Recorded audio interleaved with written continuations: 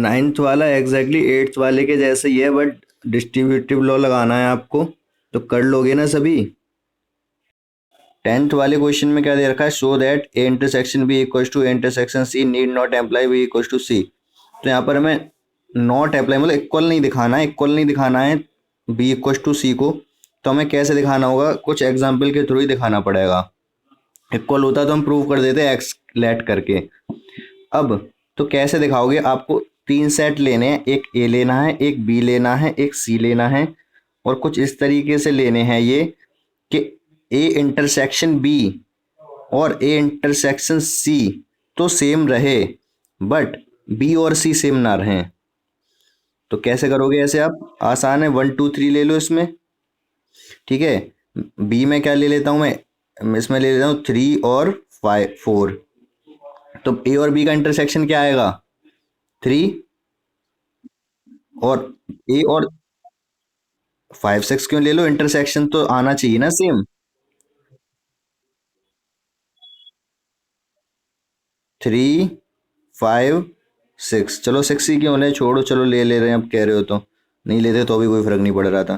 तो ए और सी का भी इंटरसेक्शन क्या आएगा, 3, बट बी और सी सेम नहीं है, तो हो गया, क्वेश्चन आसान है ये। नेक्स्ट पे आओ। एक क्वेश्चन ये है हमारे पास, ब्राइटनेस थोड़ी सी बढ़ा देता हूँ। अब ज़्यादा अच्छा दिख रहा है, पहले ज़्यादा था। आपको तो एक जैसे ही दिख रहा होगा, चलो ठीक है। तो यहाँ पर क्वेश्चन क्या दे रखा है, अच्छा मैं एक सेकंड आया अभी। देखो, इसको हम एक्स लेट करके भी कर सकते हैं, तो वो तो मैं बताता हूँ। और अभी पहले क्या बताता हूँ, जैसे हिंट जो दे रखी है, हिंट क्यों दे रखी है और आप कैसे सोच पाओगे उसको कि हमको ऐसे करना है इस क्वेश्चन को। हमें करना क्या है, proof A equal to B proof करना है, ये तो आपको पता है। और गिवन क्या क्या है, A intersection X equal to B intersection X equal to 5 given है, और A union X equal to B union X given है। ठीक है, तो अभी हमें क्या प्रूफ करना है, एलएचएस में लेता हूं, एलएचएस मैंने ले लिया ए। ठीक है, अब मुझे ए से लाना क्या है, बी लेके आना, ये समझ के चलो आप। तो अगर मुझे बी लेकर आना है, तो मुझे क्या किसी भी तरीके से बी में पहुंचना पड़ेगा। अब बी में अगर पहुंचना है तो मुझे क्या करना पड़ेगा, एक सेकंड, शोर बहुत आ रहा है बाहर से। तो देखो यहाँ पर हम करेंगे कैसे, ए से अगर हमें बी में जाना है तो हम कैसे, मुझे नहीं पता, एक होगा कोई, टेंथ वाले में से कोई आ गया होगा, छोड़ो। तो आप इधर ध्यान दो। तो यहाँ पर होगा क्या ये, जैसे हमें ए से क्या बी में जाना है, हमको गिवन क्या क्या, A union X equal to B union X given है, तो ए यूनियन एक्स को हम बी यूनियन एक्स लिख पाएंगे। ठीक है, हम बी में पहुंच जाएंगे, लेकिन उससे पहले ए यूनियन एक्स तो हो हमारे पास, या फिर ए इंटरसेक्शन एक्स हो हमारे पास, कुछ भी हो। जैसे मान लो सपोज मैं ए यूनियन एक्स लिख दूं यहाँ पर। ठीक है, अब मैं क्या करूं, मैं ए यूनियन एक्स का क्या ऑपरेशन कर दूं किसी के साथ कि वो ए बन जाए।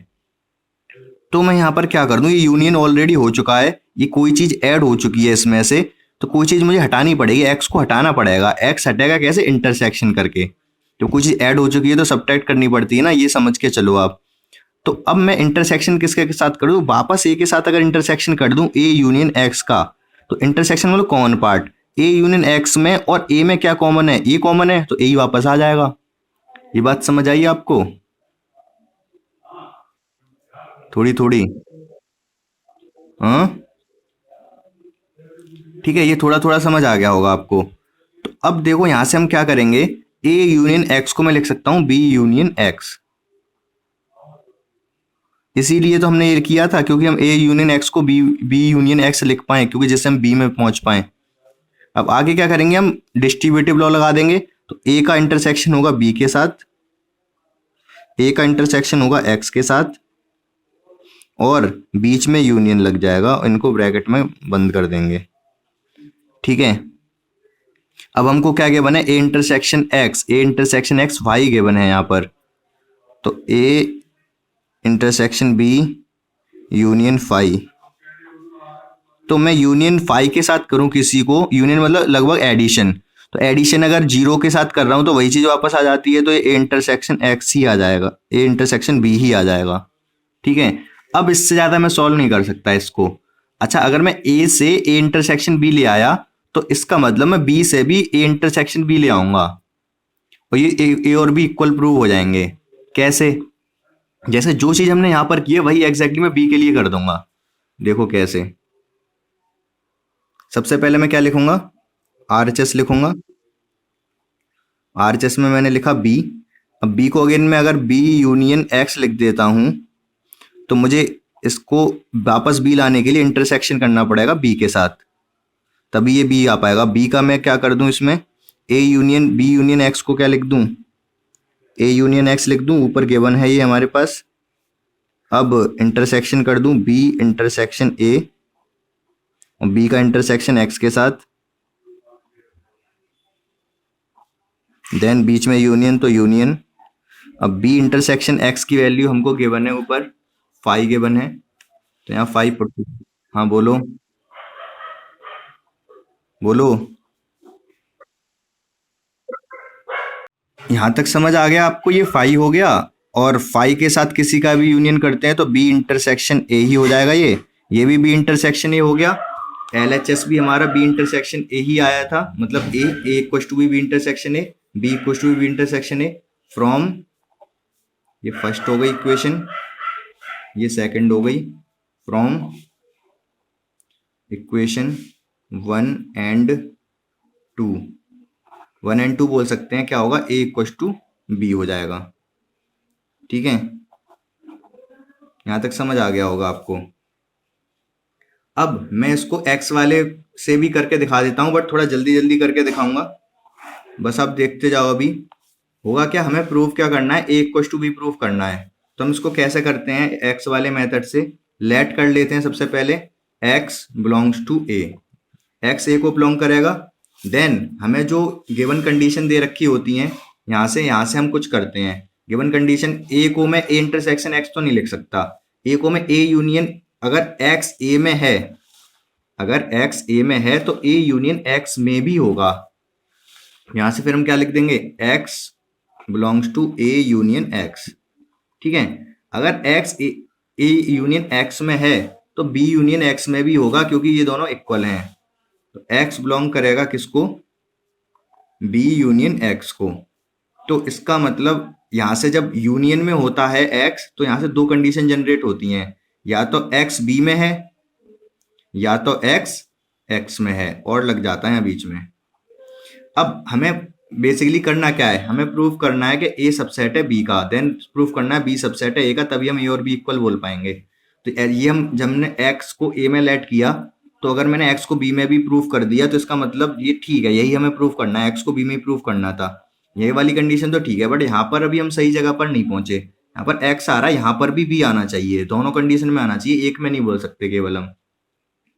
तो अगर एक्स एक्स एक्स में है, ये कैपिटल एक्स है, अगर एक्स एक्स में है तो बोल सकता हूं कि एक्स होगा ए इंटरसेक्शन एक्स में भी। क्यों? बिकॉज एक्स बिलोंग्स टू ए, ये तो गिवन है, ये तो हमने लेट किया ही है।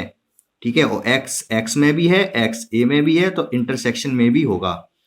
अब हमको क्या दिया है कि ए इंटरसेक्शन एक्स इक्वल है बी इंटरसेक्शन एक्स के, तो यहां लिख सकता हूं मैं बी इंटरसेक्शन एक्स के।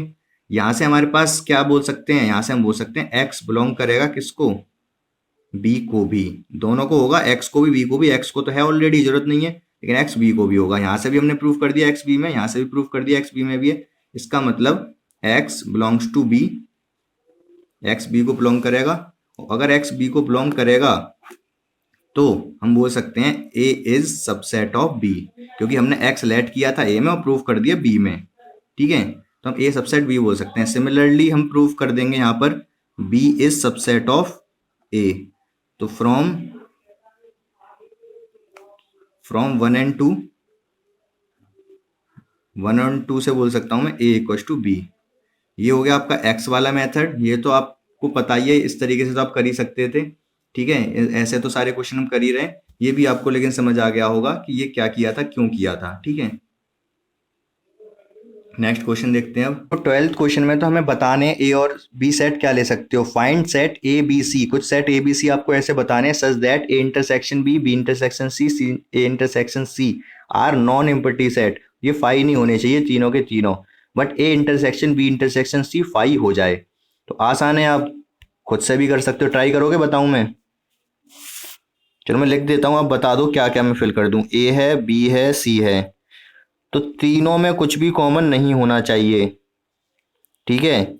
बस लेकिन दो आपस में दो की बात करें, आपस में दो की, तो ए और बी में भी कुछ कॉमन होना चाहिए, बी और सी में भी कुछ कॉमन होना चाहिए, और सी और ए में भी कुछ कॉमन होना चाहिए। क्यों? क्योंकि A intersection B, B intersection C और C A intersection C non empty हैं, ठीक है। चलो बताओ, ए में बता दो। हाँ पूछो। देखो,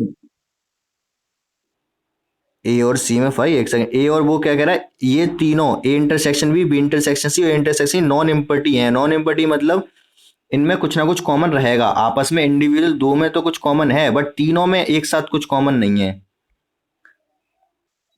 तो मैं चलो ए वन और टू फिल कर दिए मैंने, अब बी में क्या कर दिए, टू और थ्री कर दिए। आप बस ये बता दो कि सी में क्या फिल कर दूं मैं अब।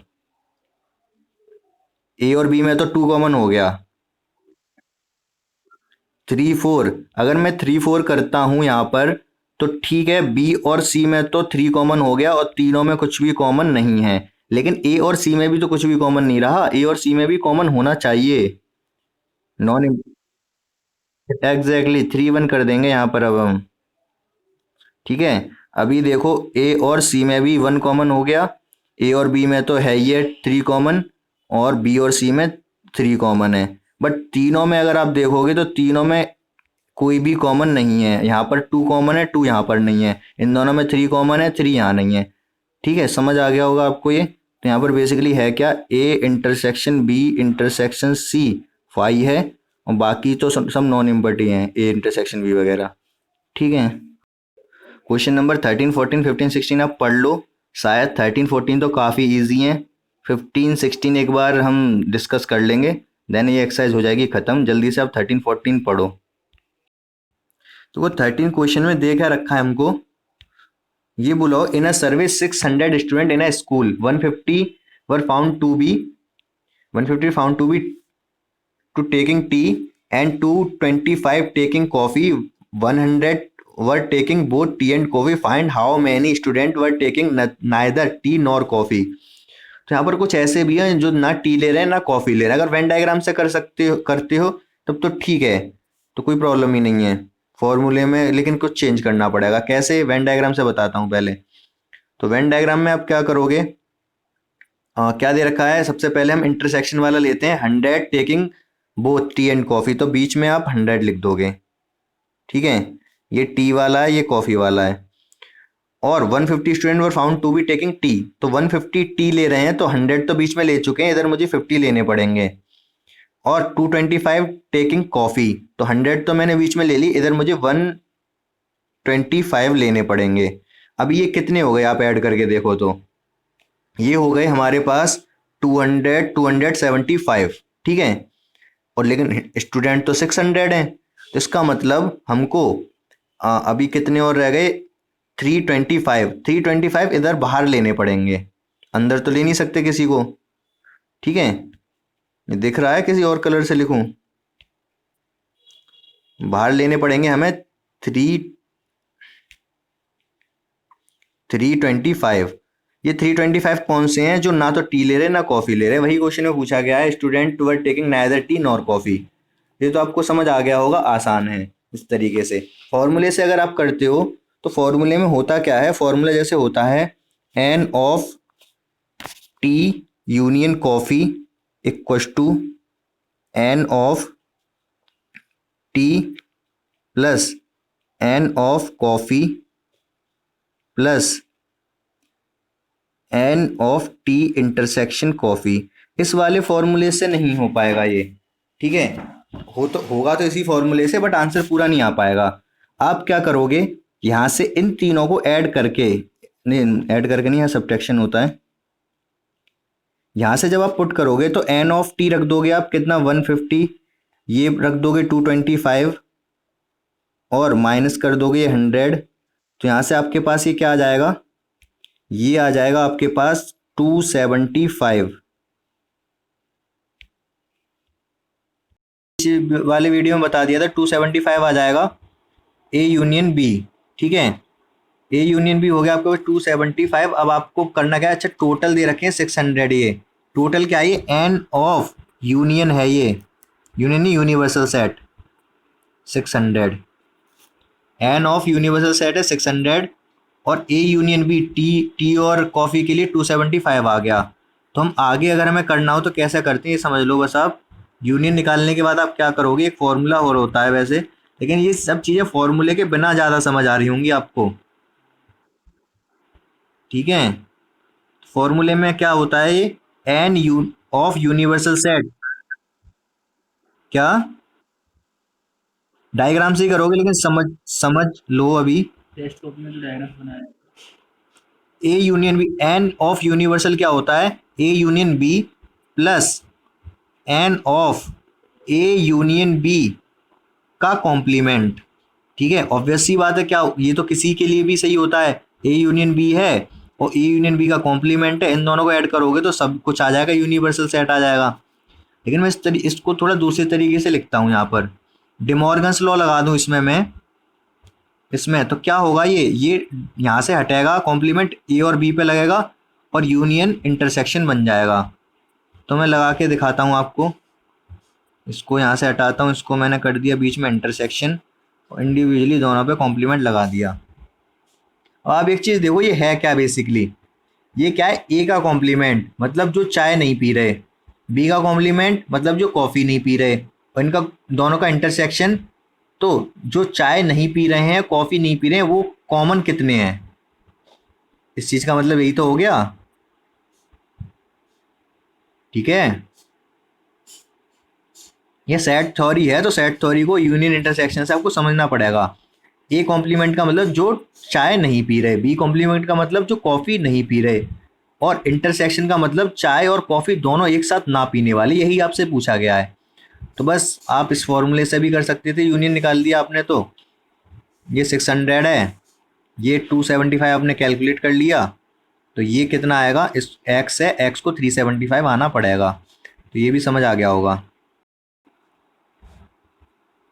देखो करना क्या है इसमें हमको, क्या क्वेश्चन नंबर 14 में लिखा क्या आपने पढ़ लिया होगा, मैं एक बार बता देता हूँ। In a group of student 100 student know Hindi, 100 को हिंदी पता है, बोलना जानते हैं, और कुछ अय्यर जैसे होंगे, नहीं अय्यर भी हिंदी बोल लेता है वैसे तो।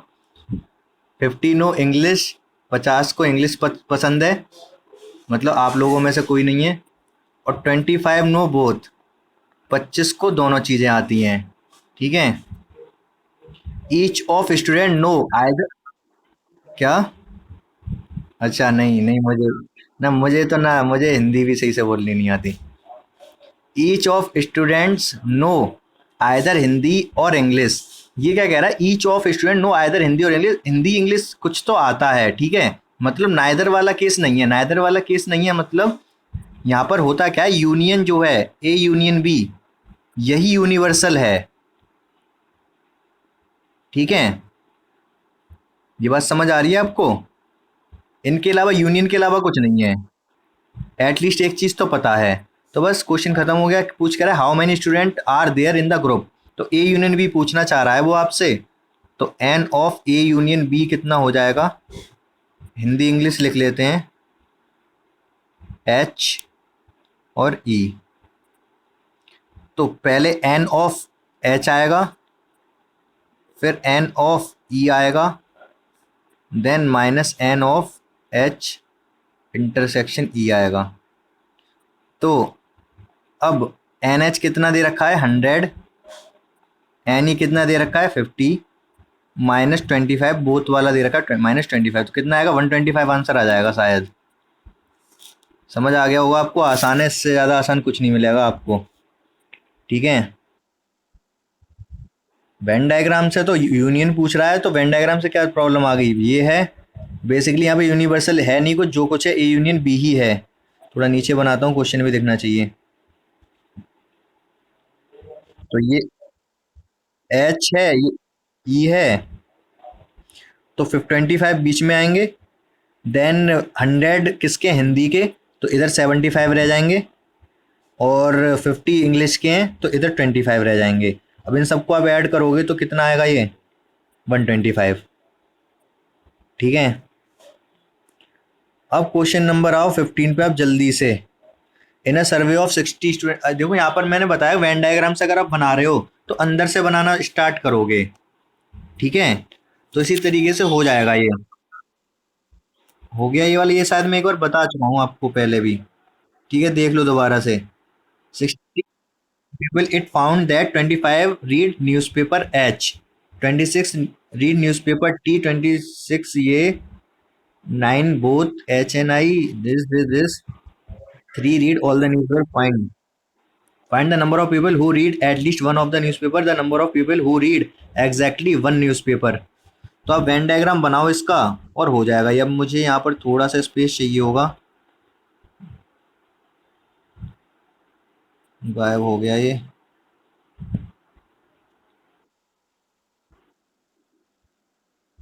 किसका? 15 ही बता दे रहा हूँ, पहले देख लो जल्दी से आप यहाँ पर। हाँ, वेन डायग्राम से बना लो, कोई प्रॉब्लम नहीं, आप एग्जाम में किसी भी मेथड से कर सकते हो। 3 है यहाँ पर, तो 3 बनाने पड़ेंगे इस तरीके से। कौन कौन से न्यूज़पेपर हैं? एच, टी और आई। तो न्यूज़पेपर हम कर दे रहे हैं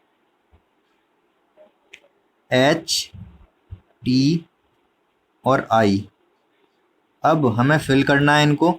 सबसे पहले हम क्या करते हैं, तीनों वाले देखते हैं। 3 रीड ऑल द न्यूज़पेपर, 3 है तीनों वाले, तो बीच में सबसे बीच में आ जाएंगे ये। अब पीछे से ही शुरू करेंगे हम। टी और आई वाले कितने हैं? 8। तो टी और आई वाले 8, टी और आई वाले, टी और आई कहाँ है? ये टी है नीचे, आई है, तो यहाँ पर 8 आएगा इसमें। ठीक है, ये 3 आ चुका है, तो यहाँ कितना कर दूं? 5। ठीक है। अब बताते जाओ जल्दी जल्दी से मुझे। देन एच और टी वाले कितने? 11। 11 यहाँ 11 आएगा, 3 ऑलरेडी आ चुका है, तो कितना? 8 आ जाएगा यहाँ पर।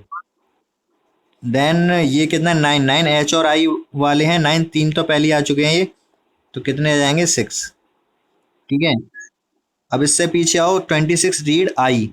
आई में कितने आएंगे? 26 ऑलरेडी आ चुके हैं इसमें। 11 और 3 14, 14 आ चुके हैं ऑलरेडी, तो 12 12 रह गए केवल। ठीक है। और बात करें हम 26 टी के, कितने? 26। तो टी में 26 आएंगे, बट ऑलरेडी कितने आ चुके हैं ये? 8 और 3 11, 11 और 5 16, तो 16 पहले ही आ चुके हैं, और 26 हैं टोटल इसके अंदर, टी के अंदर, तो कितने? 10 और रह गए। अब और ये 25 किसके हैं? एच के, तो यहाँ 25 आएगा, ऑलरेडी कितना आ चुका है? 14, 14 और 3 17, 17 पहले आ चुका है, कितना करना है? 25, 8 रह जाएगा। इतना आ गया अभी हमारे पास। ठीक है। और क्या बता रहा है? टोटल 60 हैं। ठीक है। क्या है? The number of people who read at least one of newspaper. अब आपको ये पता होना चाहिए at least one of newspaper का क्या मतलब है। Union A, union B, union C. ठीक है। इसका मतलब होता है एट लीस्ट, अगर पूछ रहा है तो आपको यूनियन बताना है तीनों चीजों का। तो आप यूनियन बता दो कितना है इन सबको ऐड करके, कितना है सब ऐड करके, कितना आ रहा है? जल्दी ऐड करो।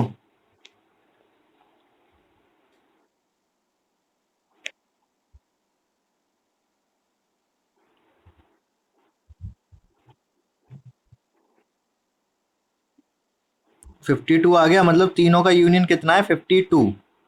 ठीक है। और यही आंसर हो जाएगा पहले वाले का, एट लीस्ट वन। ठीक है। और दूसरा पूछ रहा है the number of people who read exactly one newspaper. अच्छा, अगर इसमें ये पूछा होता जो कोई न्यूज़पेपर नहीं पढ़ रहे हैं, अनपढ़ हैं, वो कितने हैं? एक भी नहीं है, हैं 60 में से 52 हैं, तो हाँ 8 आ जाएगा। 8 ऐसे हैं जो कोई न्यूज़पेपर नहीं पढ़ते हैं, या तो इनके पास टाइम नहीं है या फिर ये अनपढ़ हैं। ठीक है। अब और पूछा क्या है दूसरा वाला क्वेश्चन? दूसरा पूछा है the number of people who read exactly one newspaper. जल्दी से बताओ आंसर क्या होगा इसका। एग्जैक्टली वन न्यूज़पेपर कितने पढ़ रहे हैं?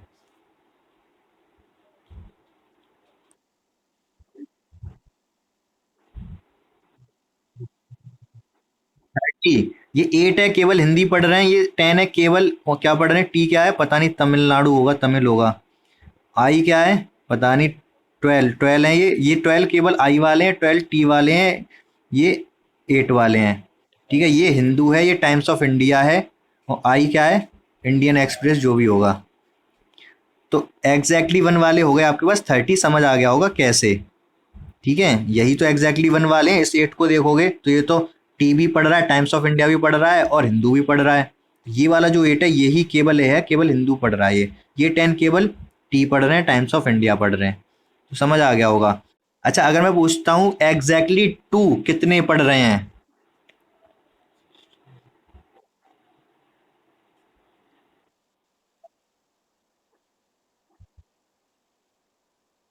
एग्जैक्टली टू क्वेश्चन है, एग्जैक्टली टू न्यूज़पेपर। तो एग्जैक्ट सही बताया, एग्जैक्टली सही बताया मनीष ने, 19। क्यों, ये 8 दो वाले हैं, ये 6 दो वाले हैं, ये 5 टू दो वाले हैं, तो ये हो गए 19 तीनों ऐड करके। 8 और 6 14 और 5 19। ठीक है। अच्छा, एट लीस्ट टू पूछता तो यहाँ पर क्या कर देता मैं बोलता एट लीस्ट टू,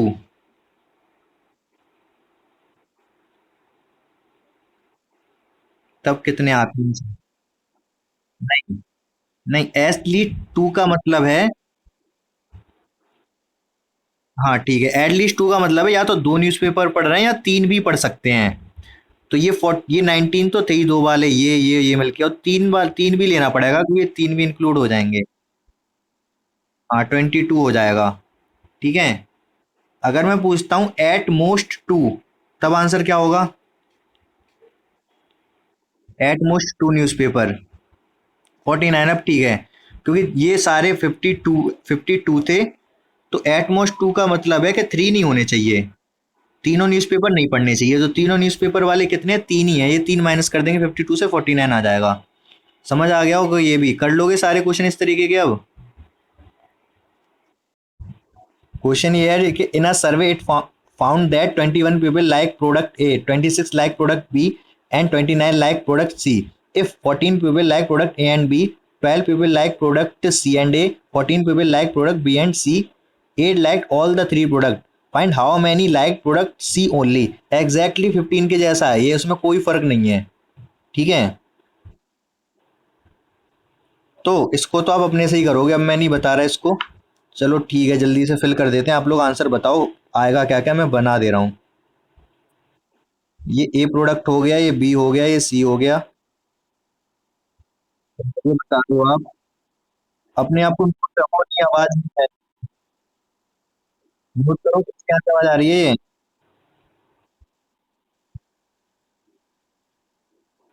तो आप जल्दी से इसका, हम अंदर से स्टार्ट करना शुरू करते हैं इसको।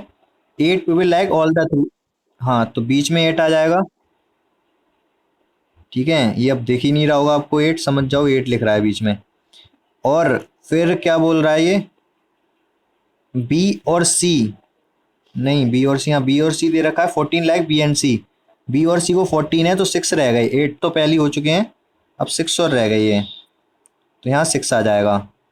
देन उससे पहले क्या दे रखा है, सी एंड ए वाले 12 हैं, 12 हैं तो सी और ए वाले कहाँ है, सी और ए, ये सी और ए 12 है, 8 ऑलरेडी हो चुके हैं तो 4 रह गए। ये ऊपर जिसने भी जो लिखा है हटा दो, ये हो गए 4। और 14 ए और बी वाले हैं तो 8 तो पहले हो चुके हैं, 6 रह गए। ये 14 जिसने भी लिखा है गलत लिखा है, ये हो गए 6 यहाँ पर। ठीक है, यहाँ तक फिल हो गया।